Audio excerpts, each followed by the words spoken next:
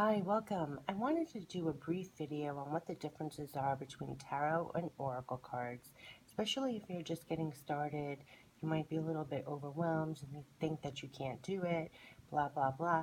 We've come a long way where you're just following somebody into a dark room for a tarot card that's so mystical you can't wrap your head around it, things like that.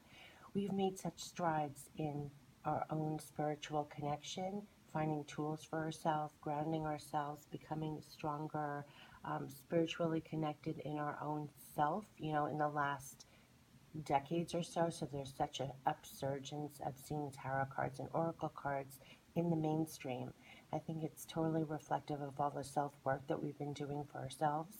Both of them are a great tool to use just to connect further with the divine, whatever you believe in, whether it's your spirit guides, angels, heaven, people who've crossed over, um, tapping into the energy. For the most part, the tarot cards are on the left. They're mainly used, they could be predictive, seeing what's around you, what's surrounding you, what your journey could be like. It's really reflecting your journey of life. I always feel that we're living the tarot. And once you wrap your head around that you're actually living the tarot, you can grasp the meanings of the tarot cards very quickly. You really can. I mean, yes, I've been doing this for many, many years since I was a kid, and you grow with the cards. You always get something new out of it because you're always tapping into your intuition and the placement of the cards. But don't be intimidated by learning tarot. There are lots of tarot cards that start off with the meanings right on the cards, like angel cards, things from Doreen Virtue. You can wrap your head around quickly. Always recommend starting with the Rider Waite only because, and let me say, they're not the first ones to invent tarot cards. It's just the symbolic images really were reflected in the cards. Pamela Coleman Smith and Arthur Edward Waite. So every time you hear a Rider Smith Waite decks, know that it's because they're rich in symbolism on the cards. And if you have that as a basis, if you learn the meanings using those images first, it will carry you through to all the other decks. And it's almost like learning a language. If you learned English or you learn one language, it's a computer language, anything, it's like the language in symbols. So once you know that, you can start going using other interesting decks that you might like the imagery better, um, and everything else. But in the back of your head, you still have the symbolism of the Rider Waite Smith in your head, and it helps you with your readings. So I always say start off with a Rider Smith Waite deck, find a color scheme that you really gravitate to, or the imagery or the style, and work from that and learn the language and the symbols. Because then, once you know, say, so this is the centennial, and the universal weight is just a very colorful kind of version of it. If I show you, let me show you one card of the centennial. This is the back, this is the front, the standard image. You can grasp the meaning of the card very quickly, will help you learn the tarot. And the universal, again, this is the standard, it was just recolored, but it's still the Rider Waite Smith, and it's bold colors. And you can learn the symbolism in the card and learn pretty quickly. So that's the universal weight. Once you know the Rider Waite Smith, you can gravitate. There's Golden Universal Tarot, which is a little different with gold in it. I just wanted to show. You could start getting decks that have different designs. Maybe not all the symbolism in the card. You'll still get the meanings. The next one I have was the Fenestra. I love the Fenestra Tarot. If you know the Rider Waite Smith, then you can start getting decks like this that are more decorative, that are more beautiful to your palette. And see its symbolism that's from the Rider Waite, but not necessarily exactly. But once you have the Rider Waite Smith down, you can use any tarot card deck pretty much. So I wanted to show that in the tarot cards again. There are different spreads you can use once you know. You can also make up your own spreads. They're suggested spreads. You see the Celtic cross a lot. You see 3 cards, 1 card, whatever. But you can also be intuitive and make up your own spreads as you get more familiar with the cards. So the tarot is all about diving deeper into yourself, finding out your journey, what's surrounding you, what could be possibly coming up, things like that. But it's also so intuitive and almost advances your own intuitive skills in the real life when you use the cards.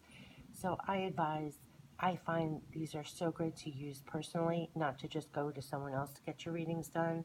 It's very intuitive, it's very grounding, it's very guiding. You feel very in touch spiritually, great for self awareness, leading to oracle cards. Oracle cards, you need absolutely no kind of knowledge of symbols. You don't have to know anything. You can go in a store tomorrow, go on Amazon right now, buy any kind of oracle cards. The minute you get it, do a reading for yourself. Oracle cards come in an obscene amount of different artwork, different styles, from different themes to the deck. So definitely go for artwork that you gravitate to, messages that you gravitate to, and you can pull one card, you can pull three cards, you can pull however cards you feel that you need to get your message. They all have different themes, different artwork. So gravitate to the artwork and the messages. You can't go wrong. You can instantly pull a card. And I find they're great for if you're feeling some kind of anxiety, you're feeling you need to be grounded, you want to relax a little bit, you want to get in the zone, you want to get spiritually connected, you want to tap into your intuition, you want some guidance. I find oracle cards are more for guidance and affirmations, like affirmational things. Um, Very supportive, loving messages. So that's where I find the differences are. Oracle, you can instantly do, pull for instant guidance, affirmational kind of upliftment of spirit. And the tarot is more for your journey, more for finding out what's surrounding you, what could be coming up, what to look out for, in a sense, or, you know, describing your journey and what's around you. And the oracle cards. So oracle cards, like for example, I love the guardian angel cards. These would be loving messages from your guardian angels, and you pick a card. Look at the difference of, these are heart-shaped cards. So you can buy that and pull one or do a whole spread for yourself. Guidance, guidance. These are fabulous cards. These are for Doreen Virtue. These are all guidance from the goddesses. And you pick a card and, oh look, quiet time, which is what's great about oracle cards, does provide that quiet time for yourself to just recenter, refocus. I find it very almost meditative. Sometimes when I do readings and I post them online, I have to watch the video to even remember what I said, because you kind of go in a trance in another world. When you get really into it, it just starts an intuitive flow. Sorceress. And the messages are right on the card. So that's what I mean by you can instantly buy oracle cards, pull it, get the message right on the card, love the imagery. You're buying artwork in a sense. I mean, that's why I have so many oracle cards. This is just a few of the overflow of cards that I have, because once you get into, if you love art, first of all, and you love messages, I mean, self-care, and it says right on, you know, even while serving others, we should not neglect our own needs. You pull a couple cards for yourself and you get into a more reflective, meditative, kind of supportive state for yourself, and it can uplift your spirit when you need it instantly. Get guidance instantly, blessings. This is a newish deck that I just found by accident while shopping for other people for gifts. I found this for myself. Beautiful cards. I mean, I've been pulling from these a lot lately. Divine guidance. Interesting to get that right now. Turn it over. Divine love guides me. You know, these are examples of oracle cards that you honestly can never get enough. Once you start with tarot and oracle, the only warning I have is you're just going to want to keep going, delving deeper, finding new cards. You find out how in touch your connection is, gets stronger, your intuition gets stronger, you feel your spiritual connection gets even stronger, because life itself is filled with signs, symbols, and messages. So, you know, it's more than just pulling a card. You know what I'm saying? It's like you get more in touch with your own journey. You're more in touch with your own spirit. You're in touch with spirit in a grander sense. I personally cannot recommend tarot cards and oracle cards enough. And I tell everybody not to be intimidated.